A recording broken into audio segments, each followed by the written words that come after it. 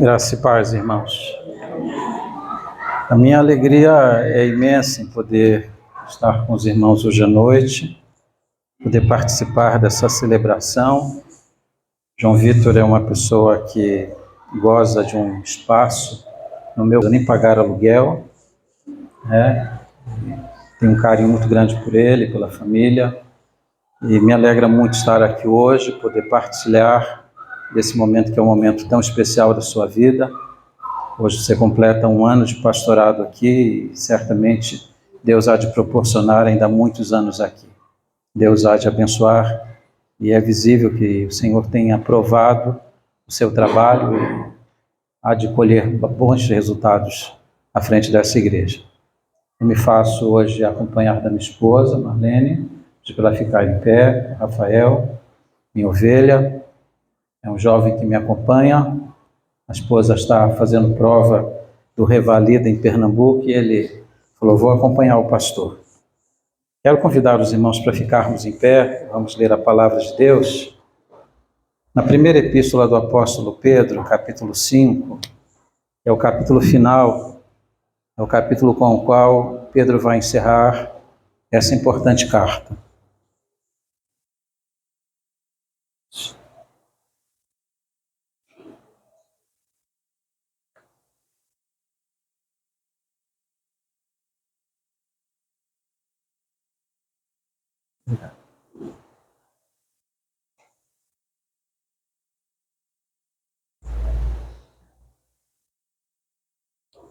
Acho que o copo é proporcional ao tamanho do pastor da igreja. Em São Roque é menor. 1 Pedro, capítulo 5, verso 1 a 14, nós vamos ler o capítulo na íntegra, diz assim: Rogo, pois, aos presbíteros que há entre vós, eu presbítero como eles, e testemunha dos sofrimentos de Cristo e ainda coparticipante da glória que há de ser revelada. Pastoreai o rebanho de Deus que há entre vós, não somente por constrangimento, ou não por constrangimento, mas espontaneamente como Deus quer, nem por sorte da ganância, mas de boa vontade, nem como dominadores dos que vos foram confiados, antes tornando-vos modelos do rebanho. Ora, logo que o Supremo Pastor se manifestar, recebereis a imarcessível coroa da glória. Rogo igualmente aos jovens, sede submissos aos mais velhos, outro sim no trato de uns com os outros, cingi-vos todos de humildade, porque Deus resiste aos soberbos, contudo aos humildes concede a sua graça. Humilhai-vos, portanto, sob a poderosa mão de Deus, para que ele, em tempo oportuno, vos exalte, lançando sobre ele toda a vossa ansiedade, porque ele tem cuidado de vós. Sede sóbrios e vigilantes. O diabo, vosso adversário, anda em derredor como leão que ruge, procurando alguém para devorar. Resisti-lhe firmes na fé, certos de que sofrimentos iguais aos vossos estão se cumprindo na vossa irmandade espalhada pelo mundo. Ora, o Deus de toda graça, que em Cristo vos chamou à sua eterna glória, depois de terdes sofrido por um pouco, ele mesmo vos há de aperfeiçoar, firmar, fortificar e fundamentar. A ele seja o domínio pelos séculos dos séculos. Amém. Por meio de Silvano, que para vós outros é fiel irmão, como também o considero, vos escrevo resumidamente, exortando e testificando, de novo, que esta é a genuína graça de Deus, nela estai firmes. Aquela que se encontra em Babilônia, também eleita, vos saúda, como igualmente meu filho Marcos. Saudai-vos uns aos outros com ósculos de amor. Paz a todos vós que vos achais em Cristo. Que Deus abençoe a sua palavra. Vamos orar. Bendito Deus e nosso eterno Pai. Somos-te, ó Deus, imensamente gratos por esta hora tão oportuna. Pedimos pela tua palavra que acaba de ser lida, rogamos pela exposição dela. o Santo Espírito que inspirou o apóstolo Pedro possa iluminar a nossa mente, o nosso coração e instrumentalizar o pregador. Receba toda a honra e toda a glória, pois a Ti nós atributamos. Oramos assim em nome de Jesus. Amém. Por favor, tomem assento. O apóstolo Pedro está concluindo esta primeira carta. E, ao concluir esta carta, ele vai dirigir-se a 3 grupos específicos: aos pastores, aos jovens e à Igreja de Deus. Por conta da ocasião que nós estamos vivendo aqui, eu quero pedir a permissão de vocês para inverter a posição. Quero olhar para os jovens, para a igreja e para o pastor. Quero chamar a atenção de vocês para 3 pontos importantes na minha fala. Primeiro, a palavra que Pedro vai dirigir aos jovens. Capítulo 5, verso 1, ou a primeira parte do verso 5, onde ele diz: rogo igualmente aos jovens, sede submissos aos que são mais velhos. O apóstolo Pedro vai dirigir uma palavra para a juventude. A palavra aqui, jovens, é neuterói, mais moços. Ele disse que os mais moços devem acatar, devem ouvir, devem se acercar daqueles que são mais velhos. Eu sei que muita gente jovem olha para isso e despreza, mas esse eu creio que é um grande segredo para um jovem que deseja ter êxito na sua vida. Jovem deveria andar não com os mais jovens, mas com aqueles que já têm a experiência de vida. Esse é um conselho que Pedro deu e que precisa ser reavivado na igreja. Aqui está o vosso pastor, um jovem pastor, mas que tem aprendido o segredo de andar com pessoas mais velhas. Esse é um conselho que perpassa o livro de Provérbios. Esse é um conceito que está presente na cultura oriental, mas que nós, na cultura ocidental, ainda não abraçamos, mas que é fundamental para quem almeja ter um pouco de sucesso na vida. Hoje eu já sou um pastor experiente, já com 35 anos de pastorado, mas ainda hoje, ligo para pastores mais experientes do que eu.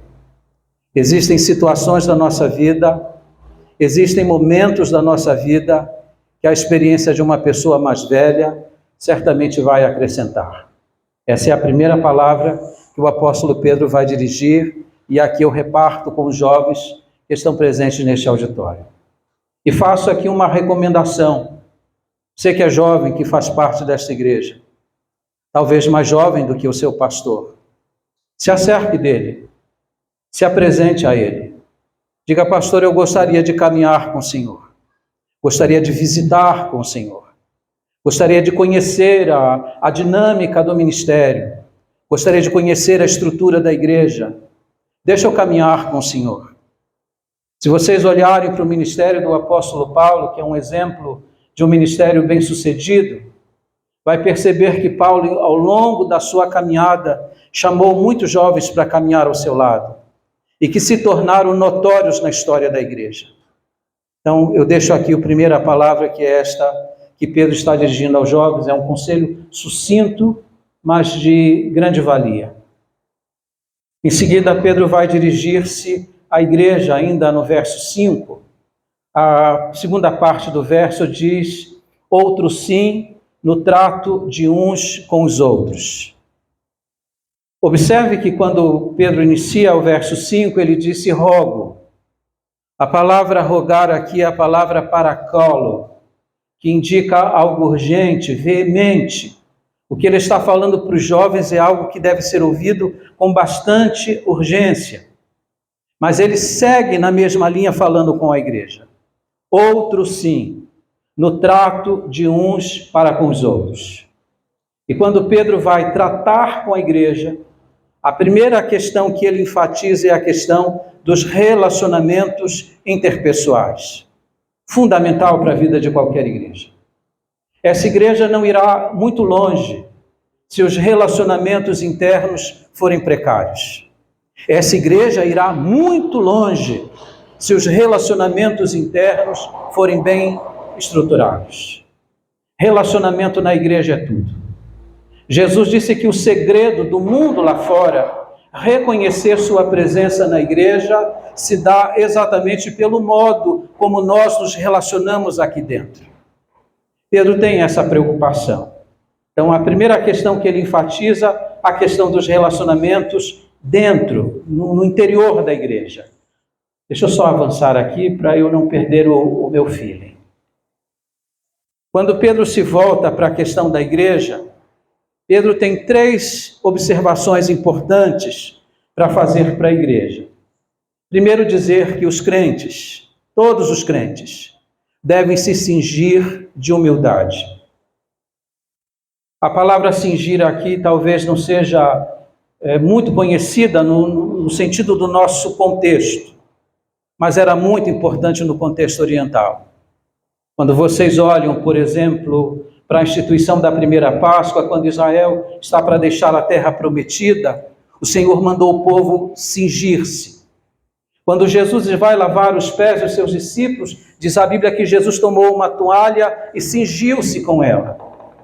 Cingir aqui é uma palavra importante para nós, porque Pedro está lembrando o contexto em que ele vive, onde os escravos normalmente amarravam, cingiam um lenço branco no corpo.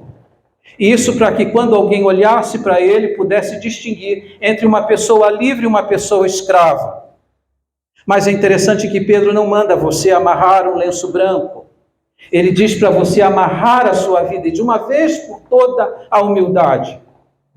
A humildade ela será necessária para nós construirmos bons relacionamentos na igreja. E se há uma palavra aqui muito objetiva e direta é essa. Se há uma coisa que não cabe na vida da igreja é o orgulho. O que não cabe no nosso relacionamento é nos sentirmos superiores aos outros. É curioso que nessa carta o apóstolo Pedro disse que os crentes devem ser submissos às autoridades. Ele diz para os jovens serem submissos aos mais velhos. Ele diz para as mulheres serem submissas a seus maridos. Mas ele diz para os crentes, uns para os outros, sejam submissos uns aos outros. A humildade será necessária. Ela é fundamental para a construção de uma boa igreja, e eu creio que os irmãos almejam se tornar uma grande e portentosa igreja nessa cidade. Humildade é necessária, porque a Bíblia diz que Deus ele resiste aos soberbos. E talvez você não tenha ideia do que significa resistir a Deus. Quando alguém é orgulhoso e se coloca diante de Deus orgulhosa, é como se ela estivesse resistindo, desafiando a Deus. Eu pergunto, você é capaz de desafiar a Deus e ainda permanecer em pé? A Bíblia diz que você precisa ser humilde diante de Deus, porque Deus requer isso, mas Ele requer que você seja humilde no trato com os irmãos. Há um dos livros que me marca como pastor, que é o livro Uma Igreja com Propósito, do pastor Rick Warren.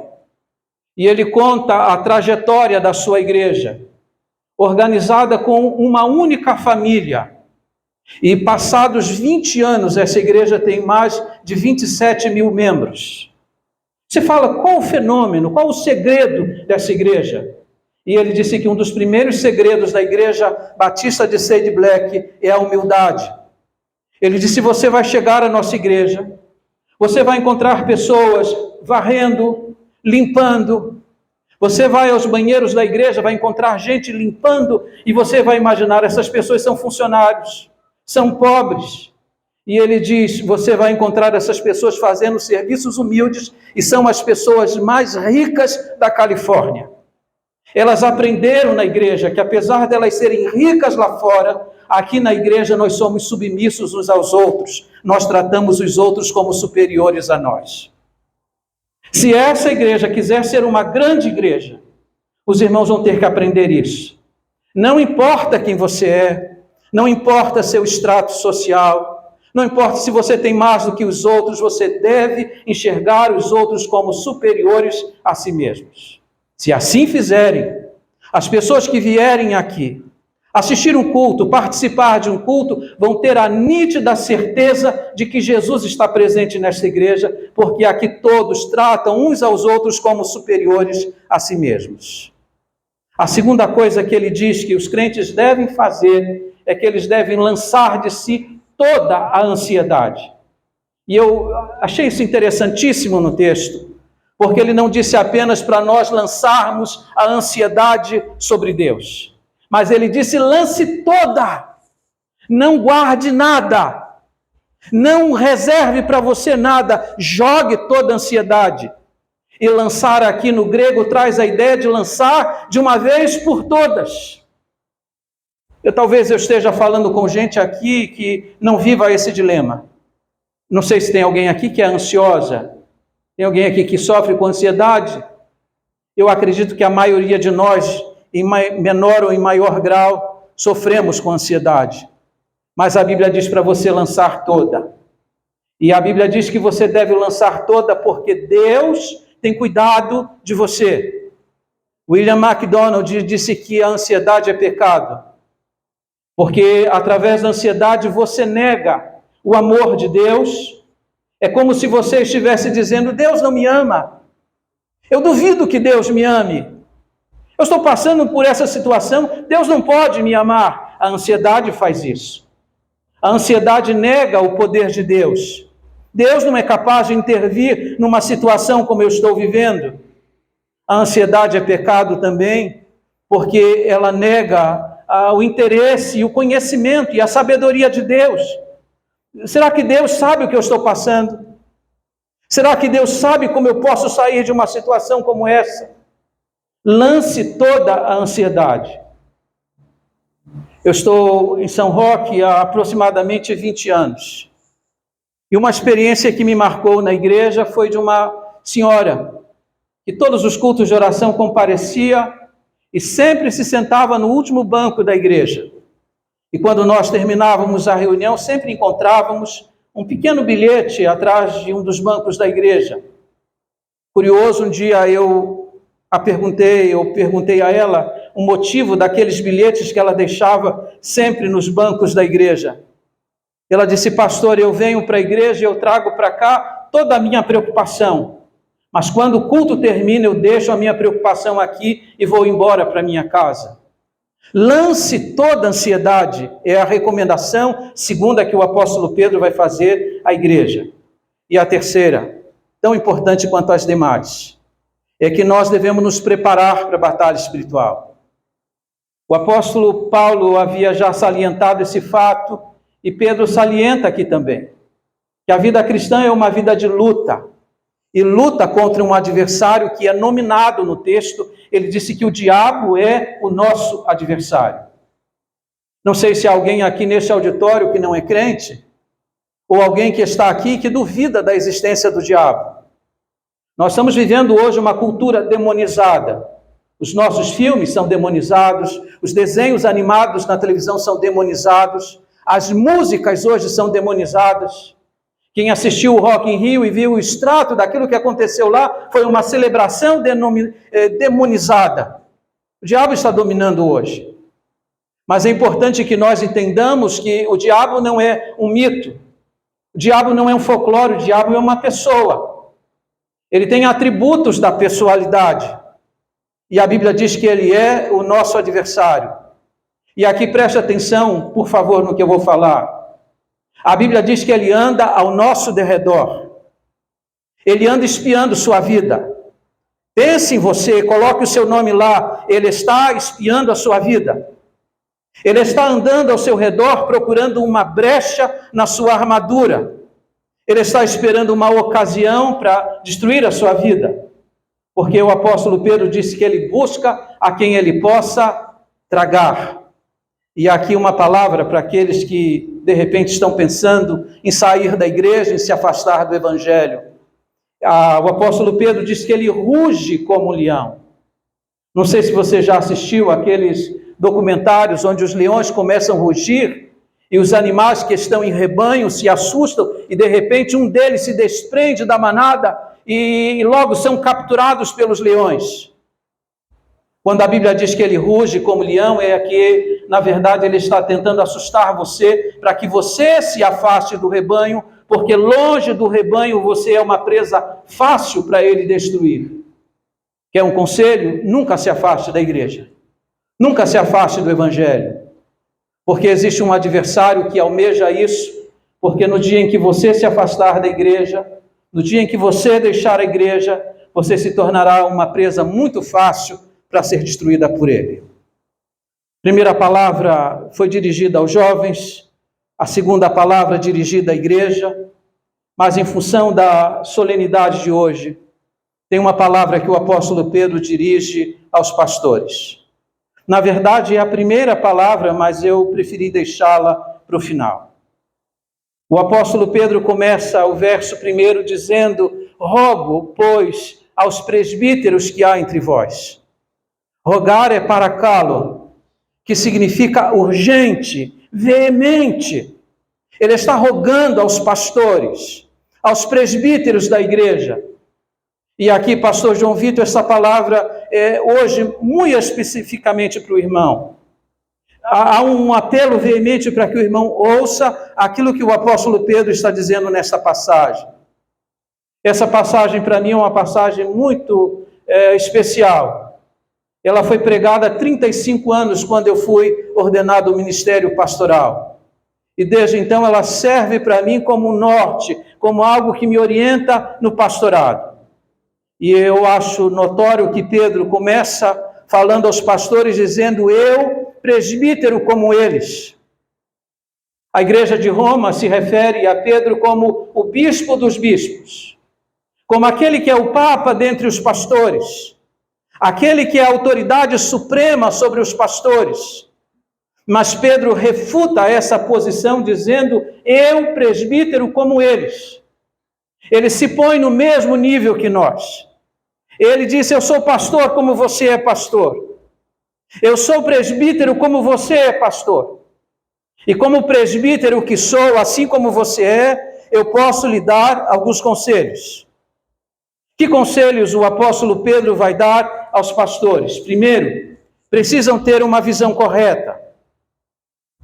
No verso 1, Pedro disse: rogo, pois, aos presbíteros que há entre vós, eu, presbítero como eles, e agora presta atenção, e testemunha dos sofrimentos de Cristo, e ainda coparticipante da glória que há de ser revelada. Pedro está olhando em duas direções. Ele olha para trás e vê o Monte do Calvário, o lugar do sofrimento de Cristo. Ele disse: eu fui testemunha disso. Eu contemplei com os meus olhos, eu sou uma testemunha deste fato. Eu vi os sofrimentos do Supremo Pastor. Mas eu também estive mais adiante, lá no Monte da Transfiguração. E eu vi a glória dele antecipadamente. Eu vi a honra que a ele está reservada. O que o apóstolo Pedro está dizendo é que um dos grandes segredos para o ministério bem-sucedido é que o pastor tenha uma experiência pessoal com o Supremo Pastor. Que ele tenha uma visão correta da sua morte, do seu sacrifício e também da glória que lhe está destinada. Segundo lugar, o apóstolo Pedro fala aos pastores, e aqui uma palavra ao pastor João Vitor: o pastor precisa ter o sentimento correto.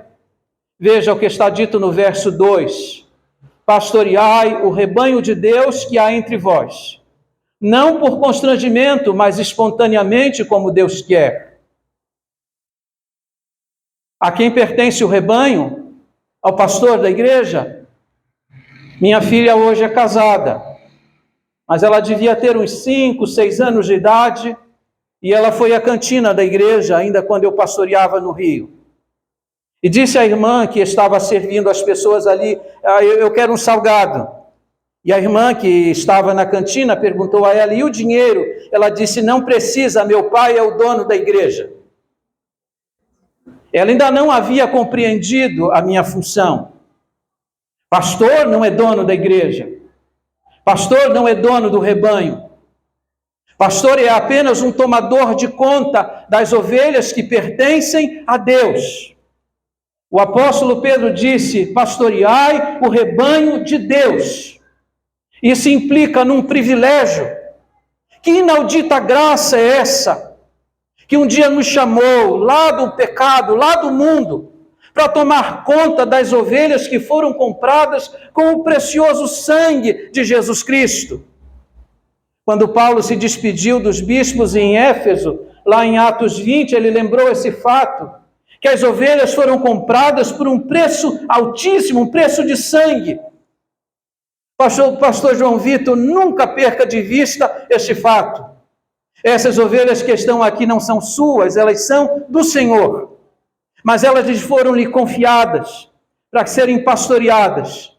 E quando Pedro disse pastorear, ele está dizendo que o pastor deve proteger as ovelhas, ele deve cuidar das ovelhas, ele deve alimentar as ovelhas, porque as ovelhas não lhe pertencem, um dia ele terá que prestar conta de cada uma delas. Pastoreai o rebanho de Deus que há entre vós. E preste atenção no que ele vai dizer, não por constrangimento. Nós não somos voluntários no ministério. Aliás, eu desconfio de qualquer vocação quando uma pessoa fica atrás de mim dizendo: pastor, eu quero ser ordenado para o pastorado. Pastor, eu quero ser pastor também. E eu desconfio, porque todas as pessoas que um dia receberam o chamado para o ministério relutaram diante desse chamado. Deus teve que insistir comigo pelo menos 3 vezes até que eu entendesse que de fato Ele me queria no ministério. Olha para o chamado de Jeremias e ele vai dizer: Senhor, eu não passo de uma criança. Olha para o chamado de Moisés e ele vai dizer: Senhor, eu não sei falar. Cada um que é chamado por Deus apresenta as suas incompatibilidades com a função e tentam fugir dela. Nós não somos voluntários, mas também não devemos nos sentir forçados no ministério. Eu estou no ministério há 35 anos e quem me conhece sabe, eu sou uma pessoa profundamente entusiasmada com o ministério. A minha turma no seminário tinha mais ou menos 65 alunos, dos quais eu acho que uns 3 ou 4 chegaram ao ministério. E daqueles que chegaram ao ministério, eu acho que eu sou o único que hoje ainda está atuando. E um deles, de vez em quando me liga e diz assim: eu não sei como, depois de tanto tempo, você continua entusiasmado no ministério. Eu não fui voluntário no ministério, mas eu tenho consciência de que eu fui chamado para esse ministério. E isso arde no meu coração e eu quero cumprir o ministério até o último dia da minha vida. Ministério para mim é uma paixão. Não por constrangimento, mas espontaneamente como Deus quer. Essa expressão ela é importante porque ele vai usar a palavra katatheon, do mesmo modo como Deus faria.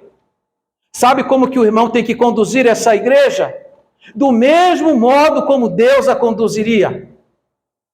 Pedro está dizendo que o pastor tem que ter cuidado com uma coisa chamada preguiça. Pastor não pode ser preguiçoso. Pastor tem que ser trabalhador, tem que se dedicar à igreja, tem que se dedicar ao rebanho, fazer o ministério do mesmo modo como Deus faria se estivesse no seu lugar. É isso que significa a palavra katatheon no grego. Terceira coisa que o pastor deve ter cuidado é a questão da sua motivação para o ministério. Note o que Pedro vai dizer ainda no verso de número 2, na segunda parte dele. Nem por sorte da ganância, mas de boa vontade. Embora a Bíblia mande a igreja pagar o salário ao pastor, embora a Bíblia diga que aqueles que servem no altar devem comer do altar, embora o apóstolo Paulo diga que o pastor ele é digno de duplicada honra, sabe o que significa duplicada honra? Duplo salário.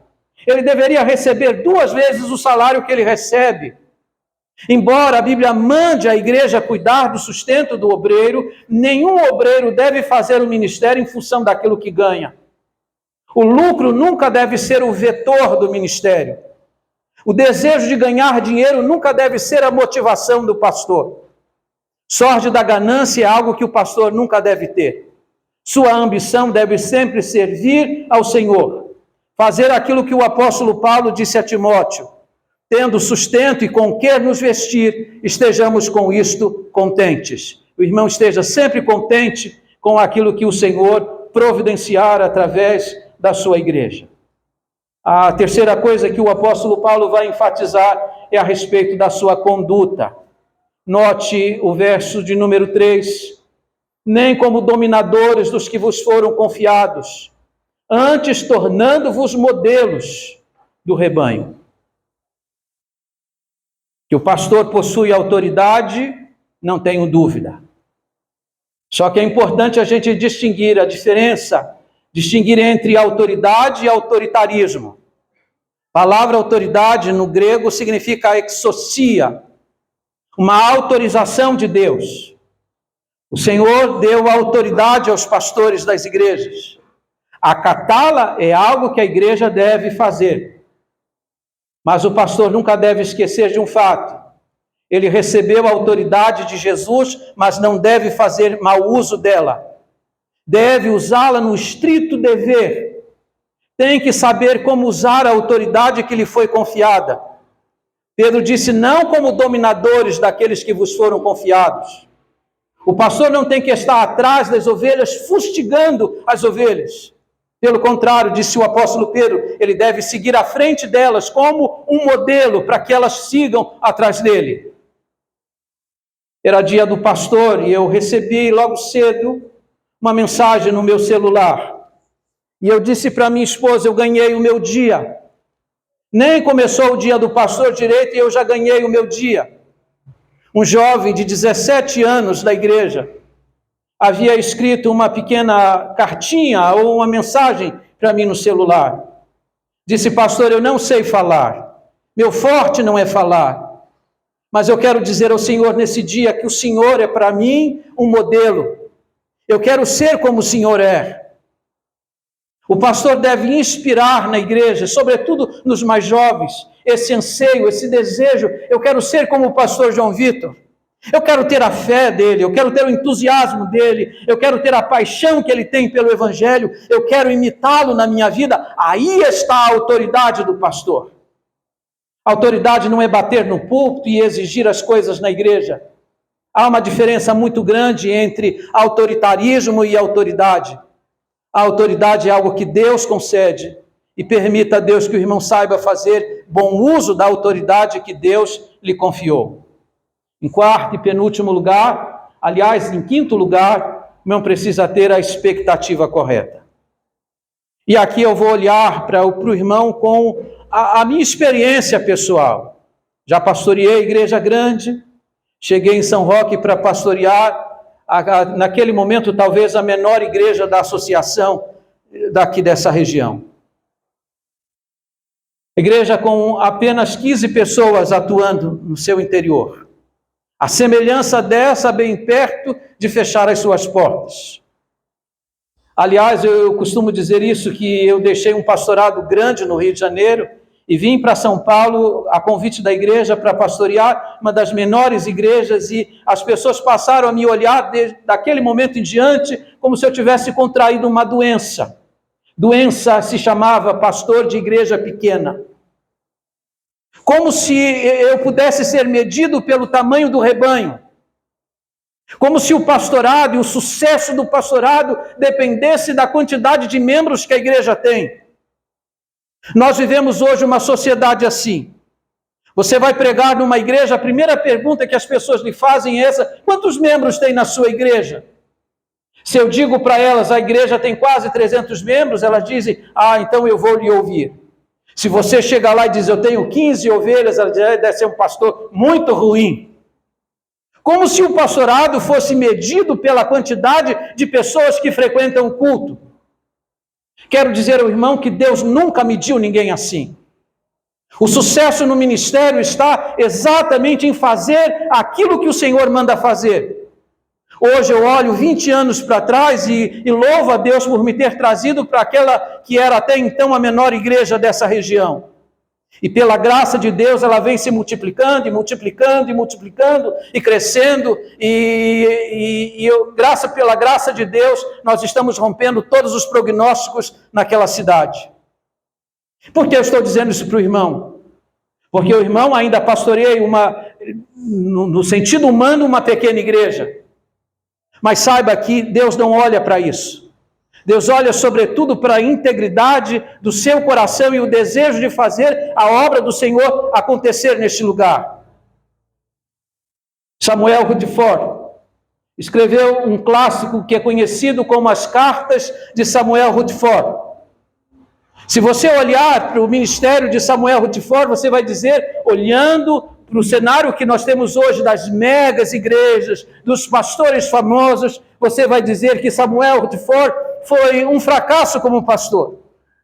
A capela onde ele pastoreava, uma pequena capela de pedra, que não reunia um grande contingente de crentes, mas eu digo a você que até hoje o ministério dele continua repercutindo.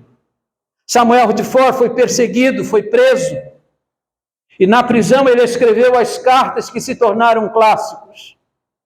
A sua igreja e o seu ministério continua repercutindo hoje, mais de 150 anos depois da sua passagem. Eu tenho certeza absoluta que naquele grande dia, o dia da redenção, ele vai receber aquilo que o apóstolo Pedro disse que os pastores fiéis vão receber, a imarcessível coroa da glória. Ora, olha o que ele está dito no verso de número 4.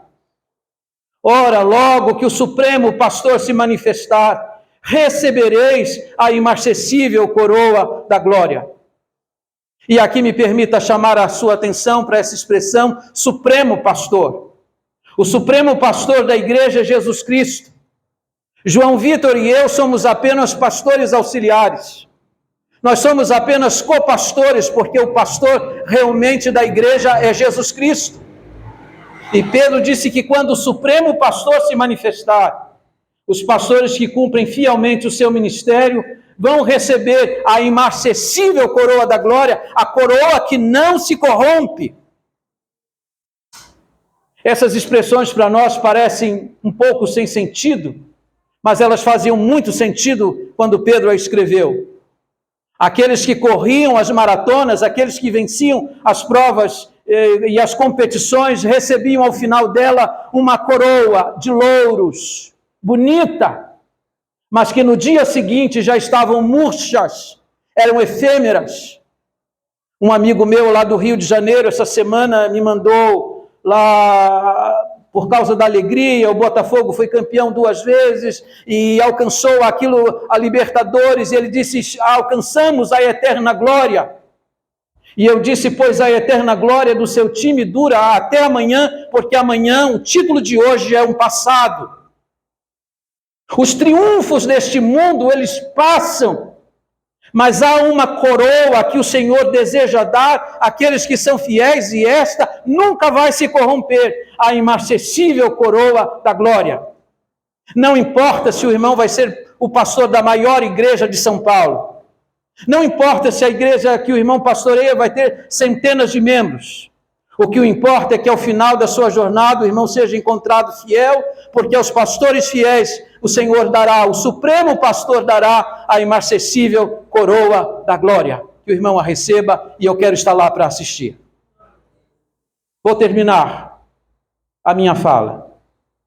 Pedro dirige 3 palavras aos pastores, aos jovens e à igreja de um modo geral. Mas quando Pedro vai terminar este capítulo, ele fala e traz a nós pelo menos 7 verdades. 7 verdades que eu gostaria que você levasse no seu coração para casa, e eu não vou me demorar em nenhuma delas.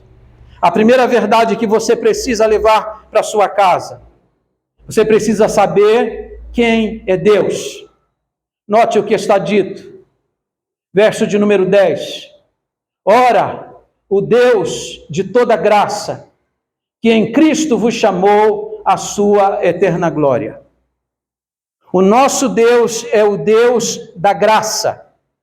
João Vitor, enquanto uma canção estava sendo entoada aqui, ele disse, eu estou ensinando aqui teologia reformada, e eles já abraçaram teologia reformada, portanto vocês conseguem codificar o que eu estou falando quando eu me refiro à graça. A graça foi através da graça que nós fomos escolhidos, chamados, fomos salvos por causa dela. Mas essa graça que um dia nos chamou é também a graça que nos sustenta nas horas das provas e é a graça que nos restaura nos momentos dos nossos fracassos. Quando Pedro fala sobre o Deus de toda graça, certamente ele está lembrando da sua experiência pessoal. Foi chamado pessoalmente por Cristo. Cristo deu a ele uma função importante, mas um dia ele negou a Cristo. E ele chorou amargamente, porque havia negado o seu Senhor. Ao negar, ele pensou que tudo para ele estava perdido. E diz a Bíblia que ele imediatamente voltou às suas pescarias. Jesus ressuscita e manda um recado para ele. Diga a Pedro que ele vá para Galileia, eu quero encontrá-lo lá. E Jesus vai ao encontro de Pedro. E é curioso que quando Jesus encontra Pedro, Jesus não pergunta para ele, ô Pedro, por que você me negou? Não era você que dizia que estava pronto à prisão e até à morte? Pedro, Jesus não lança em o rosto aquilo que ele havia dito. A única coisa que Jesus vai dizer a Pedro depois do seu fracasso são aquelas palavras que são extraordinárias. Apacenta os meus cordeirinhos. Nós não somos super-homens. Nós não somos à prova de falhas. Às vezes nós fracassamos também. Mas lembre-se disso. E eu digo isso a você e digo às suas ovelhas que estão aqui. Nunca se esqueçam de que Deus é o Deus da graça. É o Deus que nos chamou, que nos escolheu, que nos salvou, mas que através da graça também nos restaura quando precisamos de restauração. Segundo lugar, precisamos saber o que Deus fez. Ele diz ainda nesse verso 10, que em Cristo vos chamou a sua eterna glória. A graça é a causa, a glória é o resultado. Fomos chamados pela graça, mas fomos destinados para a glória. E é interessante que quando Pedro fala sobre isso, ele usa um verbo no grego que indica uma ação que já foi concluída. Nós fomos chamados pela graça e já fomos destinados para a glória. Qual é a possibilidade de ficarmos pelo meio do caminho? Absolutamente nenhuma. Perguntaram ao pastor Russell Shedd, de grata memória, pastor Russell Shedd, qual é a possibilidade de um crente perder a sua salvação? Ele disse, depende. Depende do quê? Depende de quem o salvou. Porque se ele foi salvo por Jesus, não existe a menor possibilidade de que ele fique pelo meio do caminho. Você foi chamado pela graça, mas você já foi destinado para a glória, e essa ação já foi concluída. Trocando em miúdos, você já está na glória. Você pode não estar lá fisicamente, mas no coração e nos decretos de Deus, você já está na glória, porque você foi destinado para ela. E isso tem a ver com a graça pela qual nós um dia fomos chamados. Terceiro lugar, o que Deus permite. Verso 10. Depois de ter sofrido por um pouco. O Evangelho não poupa você de passar pelos sofrimentos. Aliás, é importante que eu situe os irmãos quanto ao contexto desta carta. Para quem Pedro está escrevendo esta carta? Ele está escrevendo para os irmãos da dispersão, judeus que perderam suas casas, seus bens, perderam a liberdade, estão dispersos nas mais diversas regiões da Ásia Menor, aquilo que conhecemos hoje como a Turquia. Crentes que estão sofrendo. E aqui uma palavra porque talvez você não tenha sido expulso da sua casa, talvez você não tenha perdido sua liberdade, mas talvez você esteja passando por um tempo de uma enfermidade. Talvez você esteja enfrentando uma crise no seu casamento ou uma crise pessoal nos seus negócios. Qual é a recomendação que a Bíblia dá? Olhe para o seu sofrimento na perspectiva da eternidade. Porque o apóstolo Paulo, na sua segunda carta aos Coríntios, no capítulo 4, versículo 7, ele disse que a nossa leve e momentânea tribulação produz para nós um eterno peso de glória. O que o apóstolo Paulo disse lá e que Pedro replica aqui, é que o sofrimento aqui é por um pouco, mas a glória de Deus ela é eterna. Nunca se prenda ao sofrimento daqui. Lembre-se que tudo aqui vai passar, mas Deus tem para você algo que é eterno, que não passa jamais, a glória que lhe está reservada. Quarto, o que Deus faz? Ainda o verso 10. Ele mesmo vos há de aperfeiçoar, firmar, fortificar e fundamentar. O irmão me fez uma pergunta à porta desse templo, acerca de tamanho de igreja, teto de igreja. Quando eu assumi São Roque, disseram assim para mim: essa igreja nunca vai passar de 100 membros. Ela tem um teto, de 100 membros ela não passa. Rompemos o teto.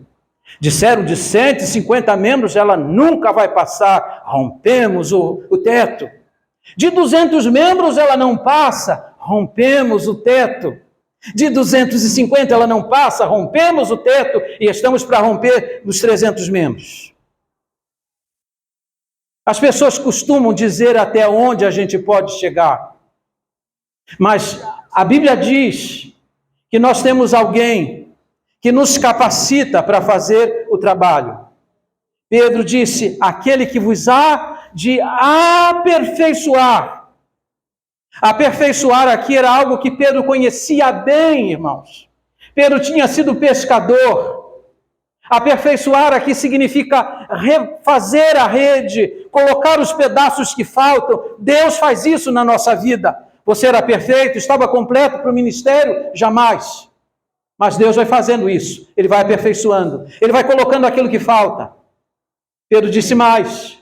Ele não apenas vai aperfeiçoar, ele vai firmar, ele vai dar firmeza granítica, isso que significa a palavra firmar. Ele vai fortificar, ele vai dar força. E Deus tem me dado força. Todas as pessoas dizem: não vai chegar, não vai chegar, não vai dar certo. Eu sempre digo: Deus está comigo, Deus vai me dar a vitória, Deus vai me dar a vitória, Deus vai fortalecer no meu coração. Eu fecho meus ouvidos para os críticos, eu fecho meus ouvidos para aqueles que são muitas vezes pessimistas, crendo que Deus é capaz de fazer, e Deus vai fortalecendo o coração do pastor. E por último, ele disse: ele há de fundamentar. E quando ele usa a palavra fundamentar, ele dá a ideia de ventos que vêm para nos tirar do prumo. Ventos que tentam nos tirar daquela posição que nós estávamos, daquele centro em que nós havíamos nos colocado.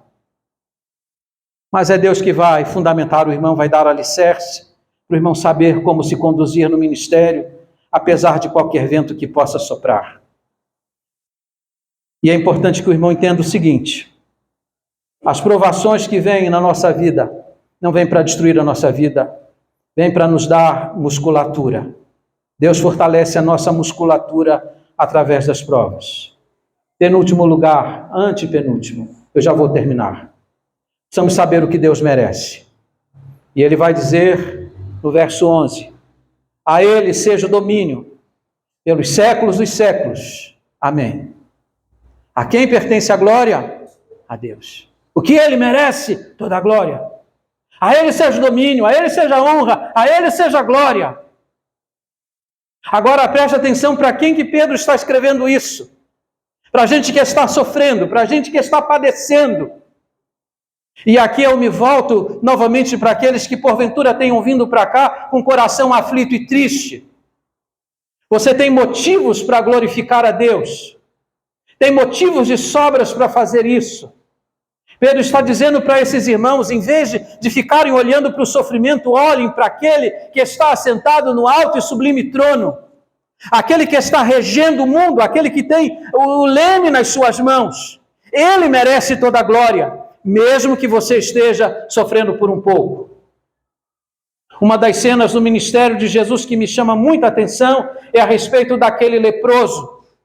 O homem está com o corpo coberto de lepra, disse Lucas, mas chega na presença de Jesus e o adora.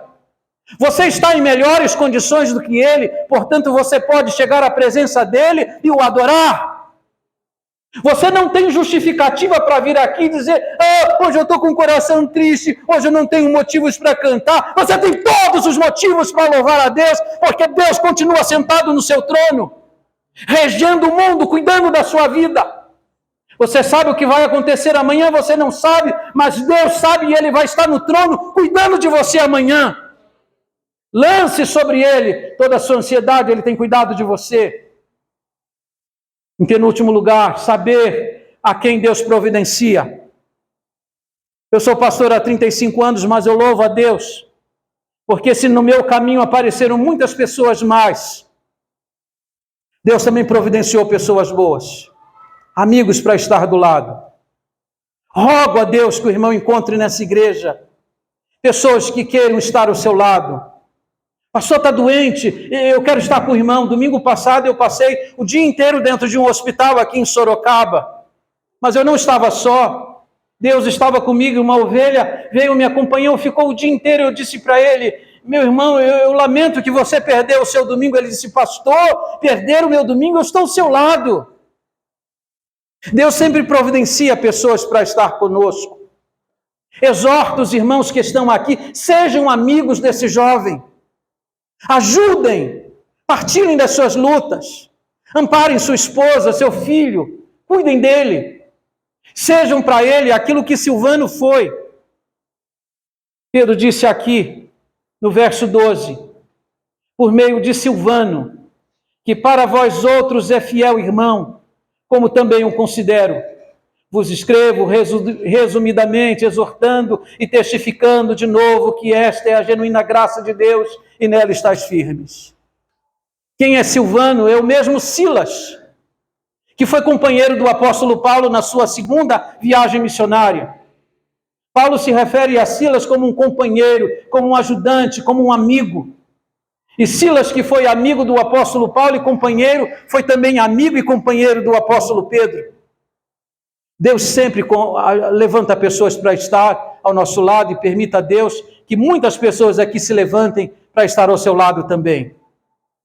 Eu já tive ovelhas no ministério que me diziam assim: pastor, se o senhor levantar, eu levanto com o senhor, se o senhor cair, eu caio junto com o senhor. Gente que, seja o que acontecesse, sempre estavam ao meu lado. Eu louvo a Deus porque eu fui ajudado e fortalecido por meio delas. Elas recriaram muitas vezes o meu coração. E por último, saber o que Deus requer. E aqui eu me volto para a igreja, verso 14. Saudai-vos uns aos outros com ósculo de amor. Ósculo aqui é filema, é beijo fraternal. Mais uma vez, a gente precisa olhar para o texto, olhando o contexto. Para quem ele escreve isso? Para a gente que está sofrendo, para a gente que está sendo desalojada, para a gente que está sendo desapossada das coisas deste mundo. Mas a recomendação de Pedro para esses irmãos é essa: nunca percam a doçura e a gentileza. Sempre encontre os irmãos e sejam fraternos uns com os outros. Nisso está a essência de uma boa igreja, nisso está a essência também de um bom pastorado. Que Deus abençoe sua vida, Deus abençoe seu ministério, Deus o faça fecundo nesse lugar. Saiba que as suas vitórias são minhas vitórias. Cada semana, quando o irmão publica o avanço da obra da casa pastoral, as coisas boas que estão acontecendo aqui, o meu coração se alegra, porque eu vejo Deus cumprindo a sua vontade na sua vida. Que Deus o abençoe hoje e até o final da sua jornada. Parabéns. Deus o abençoe. Obrigado, irmãos.